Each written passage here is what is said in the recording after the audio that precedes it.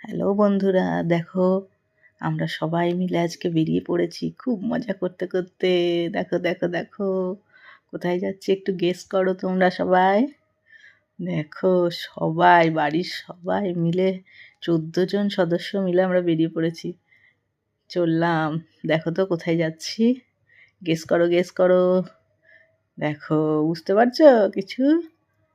সব থেকে বড় কালী যেখানে ওঠে সেখানে, হ্যাঁ ঠিক বুলবুল চণ্ডীর কালী দেখতে এসছি।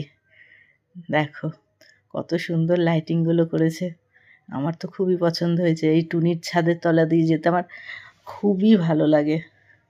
দেখো কত সুন্দর লাইটিংটা, খুব ভালো লাগছিল।